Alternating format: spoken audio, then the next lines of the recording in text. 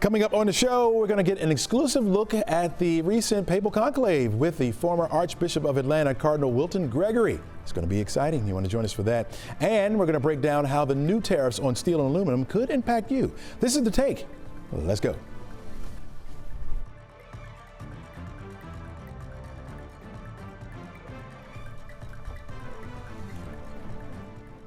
Hello and welcome. I'm Chesley McNeil, and this is The Take, where we go above and beyond the headlines and we look at the why and how stories are impacting you and your community. We invite the experts in to share their take on today's top stories, and we try to have just a little bit of fun as well. Well, let's start you off with this. It's a big one. Yeah, he is the first African-American cardinal in the history of the Catholic Church and recently played his part in selecting a new pope. This week, we talked with His Eminency and Cardinal Gregory, and he was a former Archbishop of Washington, D.C., who previously served as the Archbishop of Atlanta from 2005 to 2019. And we started off asking him how much of his ties right here to Atlanta has still guides his present-day work. Well, obviously, the things that I learned in Atlanta have shaped me as a man, as a minister, as a priest. I grew to love and continue to love the folks in Atlanta.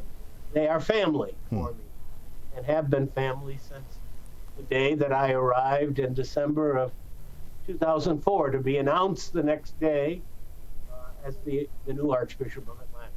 So it's home. And we miss you. We miss you. Let me ask you this. What role do you believe the Catholic Church plays in addressing the current global issues? Well, obviously, the church is a universal presence. There are more accredited ambassadors to the Holy See than any other nation. We have an opportunity through those important diplomatic locations to express the mission of the church, the proclamation of the gospel, the importance of social justice issues. We're on the playing field every place. Let's talk about the conclave here quickly. How did you prepare spiritually for such a significant event? How did you prepare yourself? Well, Chesley, I have to say the best preparation that I can recall was on my knees, because the conclave, while it is an election, it doesn't bring the baggage of our experiences of election, and that's a good thing for the church, that we don't go about choosing a successor to Peter with campaigns. There are no two-party system or three-party system. It's a matter of discerning and listening to each other, and hopefully listening and following the guidance of the Holy Spirit in making those selections. Any specific moments stood out to you that you can share with us during that process? Well, one of the things, it was the most international conclave in the history of the Catholic Church. Pope Francis named cardinals from places throughout the world that had never had a cardinal. And so, while some people may say, well, that meant that the College of Cardinals that were assembled in the Sistine Chapel couldn't know each other as intimately as other conclaves where the numbers were much more circumscribed. They were heavily European or heavily Italian, and the knowledge of each other was obviously more was more obvious. What was a changing moment, I think, having had the experience of one conclave, what a changing moment was, while the individual cardinals may not have had the same kind of personal experience with each other, by sitting down and listening to the various cardinals describing the church in throughout the world, we may not have known them, but we got a chance to know what the church was like in this broad expanse of Catholicism throughout the world. So personal knowledge might not have been as dynamic as in past conclaves, but international and cultural and ethnic knowledge of the church in its diversity was certainly something that was different. If you can, describe for us the moment when the name was selected and then the name chosen, Leo the 14th. Well, obviously, there's a lot of conversation that's going on now. Why would he have chosen Leo? He obviously has knowledge and respect for Leo the 13th, his immediate Leo predecessor, who was a pope who was engaged in the social justice issues of his moment in time, which included the industrialization of the world. There are those who say that Pope Leo the 14th is very much aware that the challenge that we face now in our world has to do with technology, AI, the energy, and sometimes the destructive forces that those environments, those industries, the technological world provide. Last question for you. Everybody wants to know this. Okay, I don't know if you can answer it or not, but everyone wants to know. The movie Conclave, first of all, did you see it? No. Didn't see it. Okay, all right. Well, my next question would have been, how close? How close? But you didn't see it, so it let you off the hook. Thank you. All right, Cardinal Gregory, thank you so much for joining us and sharing your insight about the conclave and your work that you have done, not only locally here, but also around the world. Thank you for everything that you've done for us and everything you continue to do. Thank you, Chesley. I was happy to be a part of your conversation. And that was just a sliver of the conversation we had with Cardinal Gregory. You can check out the full conversation, the full discussion about the conclave. We talked about Pope Leo the 14th and the future of the Catholic Church. You can check it out right now on 11Alive Plus, or maybe just after this show. All right, your forecast for today calls for temperatures to be in the 80s once again. Now, we only have a 20% chance for an isolated shower or two. That's it. 40% chance as we go into Friday. And some of the thunderstorms that come in late Friday could be on the strong to severe side. In fact, could stay strong to severe as we head into Saturday afternoon, Sunday as well. And so you're going to have to be on the lookout this weekend, especially if you had plans or have plans to be outside. You're looking at 85 degrees for the high on Monday. Tuesday, Wednesday remain unsettled as well, with temperatures remaining in the low 80s. Don't go anywhere. We're back right after this. All right, welcome back to the show. President Trump is issuing a sweeping new travel ban targeting several countries, mainly in Africa and the Middle East. Joining us now is NBC's Chris Pallone in Washington, D.C. And Chris, break down the top line items coming out of this ban for us. Yeah, Chesley, well, you remember President Trump did this during his first administration in 2017, banning foreign nationals from entering the U.S. from 6 majority Muslim countries at that time. Well, this time the ban affects 12 countries, as you mentioned, mostly in the Middle East and in Africa, some places like Afghanistan, Haiti, as well as Iran, among others. And then there are 7 more countries in addition to the initial 12 that have certain visa restrictions but don't face an outright ban.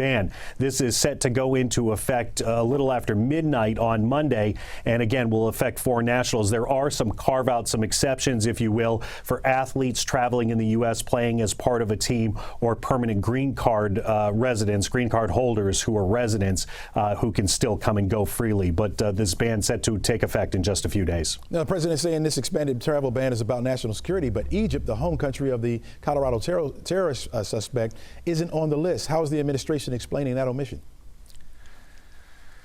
Not explaining it per se just yet. This announcement was made in a video that was posted to the White House account on X last night, and the president, as you mentioned, did say this is a national security concern and to prevent terrorism. But as you correctly point out, Chesley, he does mention that there was a terrorist attack in Boulder, Colorado, where an Egyptian man is accused of burning up to 12 people in an anti-Semitic attack, and Egypt is not on that list. Now, that suspect did overstay a visa, according to immigration officials.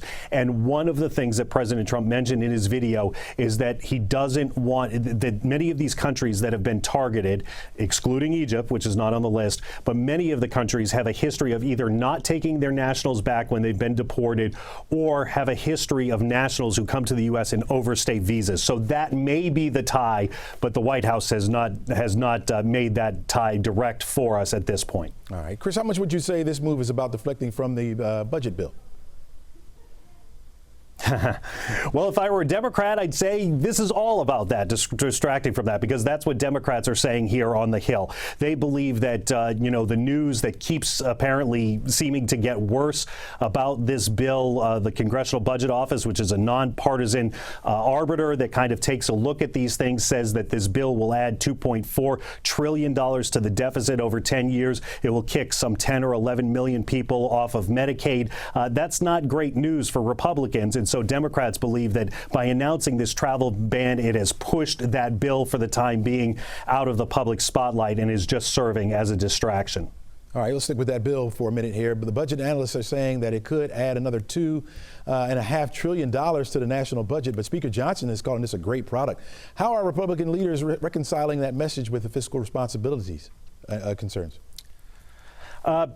By basically killing the messenger, if you will. They're basically saying that the Congressional Budget Office and these independent analysts who have taken a look at the bill as it is written today, that their projections are incorrect, that they're not factoring in certain things that would make revenue increase and not lead to an increase in the budget deficit. But, as if history is a guide, the Congressional Budget Office is generally pretty accurate in its projections. And so that's the message right now, is that the Congressional Budget Office is getting it wrong and that this bill will not increase the deficit.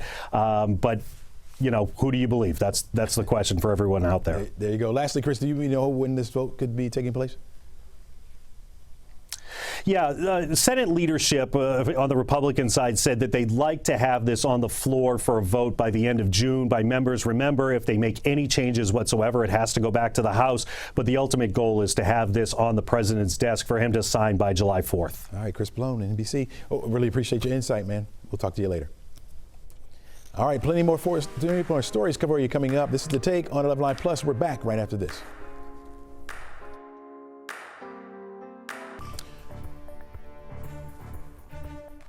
All right, welcome back. President Trump has doubled tariffs on imported steel and aluminum from 25% to 50%. It's a move that's meant to boost U.S. metal industry, but has sparked global backlash.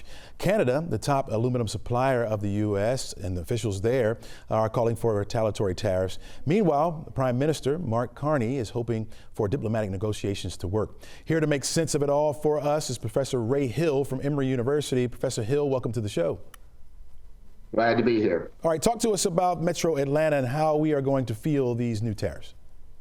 Well, I don't think we're going to feel them for quite a while because, Metro Atlanta, we don't buy raw aluminum or steel. But what's going to happen is price of cars is going to go up, price of, scaffolding to build a house or a building is going to go up.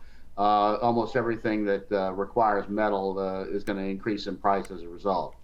Could the tariffs lead to job loss in our industry here in Atlanta? And what does it mean for our economy here? Oh, well, sure. Here's the problem is that,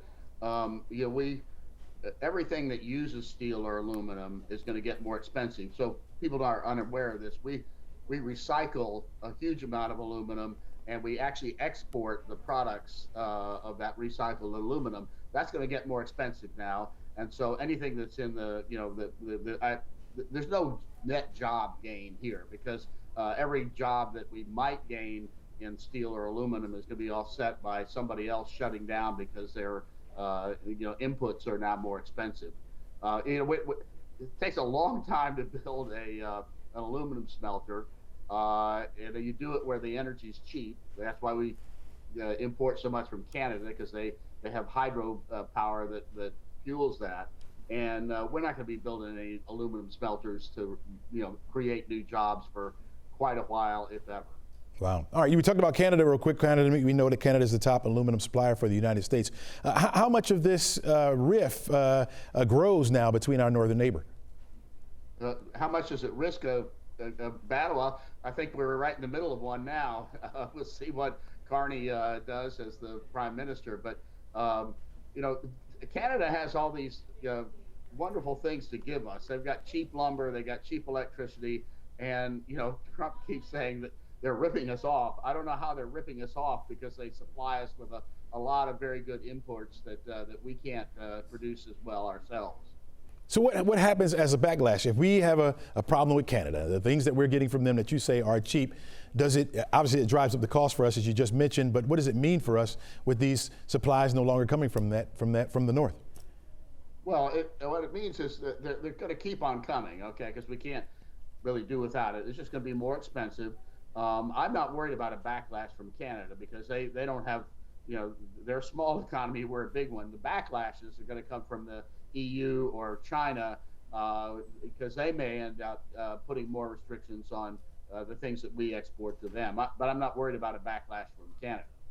How about businesses here in the metro area? How would they adapt to mitigate some of these negative effects from tariffs?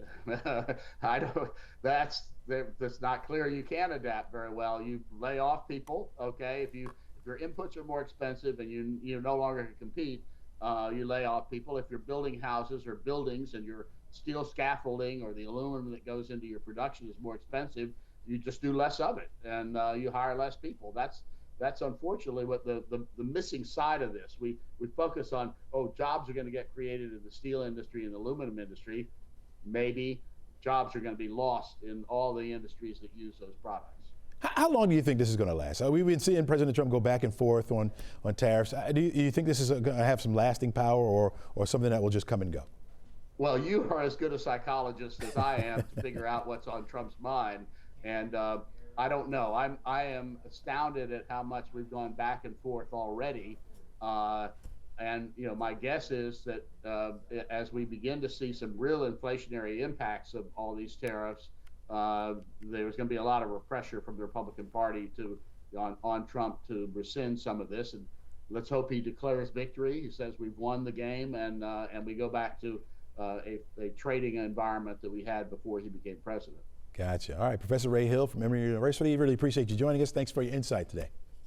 Glad to do it. Thank you. All right. Back with my final take. You're watching The Take on 11Alive Plus. We're back right after this.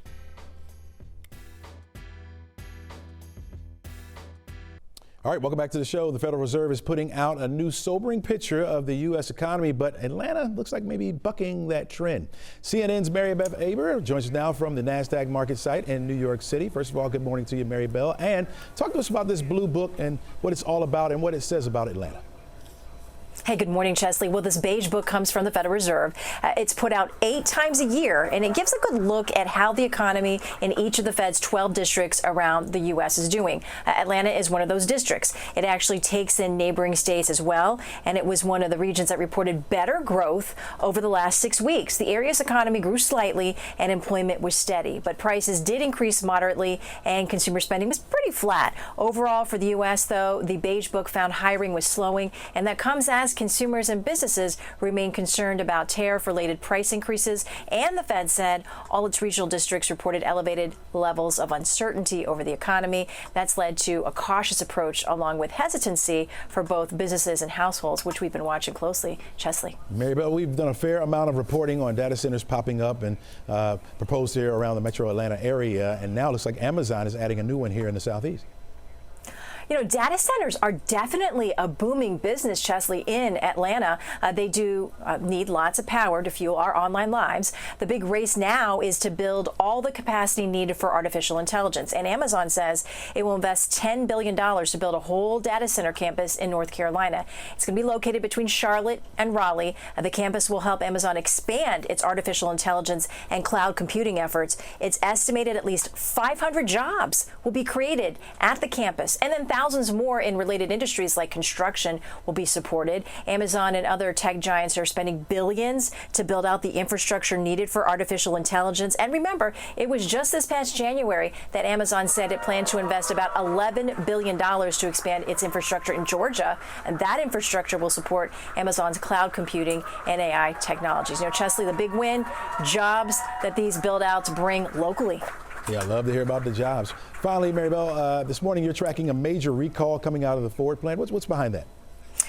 Well, this is the one of those things you sort of never think about until there's a problem with it or the potential for a problem. It's the trim around the doors, and Ford is recalling nearly 500,000 older Explorer models because part of the trim could detach while driving and then cause a road hazard. The recall affects more than 492,000 Ford Explorers from model years 2016 and 2017. Ford will notify owners of the SUVs by mail, and dealers will fix the trim at no charge. Ford says it's not aware of any accidents or injuries due to the issue. As for how you may know if you have a problem with the trim, the recall notice says customers may see some of the trim separating from the top of the front doors when you're getting in and out of the vehicle. You could hear wind noise and a rattling when driving. So Chesley, word of warning to those Ford owners, they'll be hearing from Ford, but you can be proactive and monitor your vehicle to see if that's happening to you. You drive a Ford, Maribel? I do not drive a Ford. I'm in New York City, Chesley, so there's no vehicle here, which means no parking garage. I get it. Yeah, I understand the traffic around New York. So yeah, you just take the subway everywhere you go.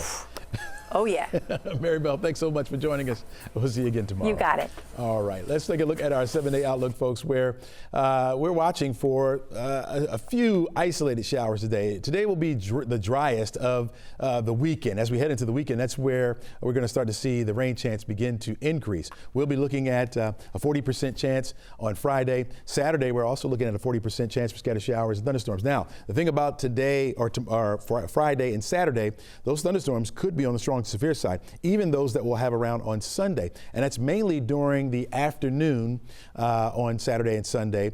And that will continue as we head into next week. We're looking at a 30% chance on Monday. By Tuesday, up to a 50% chance for the rain. By Wednesday of next week, we're looking at a 40% chance. And I think it will linger right on into much of next week. And so we're moving into an unsettled pattern where we will have those thunderstorms around. Now, the major threat for the afternoon, especially over this weekend, will be the gusty winds and also the heavy rain, frequent lightning will be associated with a few of those thunderstorms that will be popping up in the forecast area. Now, late on Friday, folks, late on Friday is where we'll see that. We're watching or tracking some thunderstorms coming out of the northwest into our state. Some of those could be strong, severe, but should be fading as they continue to move in. So we'll keep an eye on that. We'll keep you updated. Make sure you have our 11Alive app, just in case anything happens to turn severe. We'll give you that first notification, and you can come right here to 11Alive Plus, where we will be broadcasting. We'll let you know if any severe weather is in your area. All right, before we go, I got to give you my final take. Is it a big deal for Malaya Obama not to use her last name? Well, that's a question that's getting noticed on social media as her mother, the former First Lady, Michelle Obama, is now talking about it. Malaya chose not to use her last name in the credits for a short film she directed, instead using her middle name, Malaya Ann, for the film The Heart that she written and directed, and it premiered at the Sundance Film Festival in 2024. Now, this week, Michelle Obama made some comments as a guest on a podcast show. As she said, as teenagers, the girls began to push away, and now as young adult women, they're doing the same. They're still pushing away. And she also noted that's not uncommon for children with famous parents. Now, listen, I agree with that. In fact, I admire the fact that Malaya wants to not use her name. She doesn't want it to hinder or aid her in her film career. I get it, but it's too late. It's not going to work, folks. Yeah, we know who you are. Regardless of what job you do or whatever job you take, we're always going to be following everything you do. Malaya Ann, we're watching you. That's all we have for you today, folks. Make it a great day. Thanks for joining us, and try to encourage someone today to use their full name.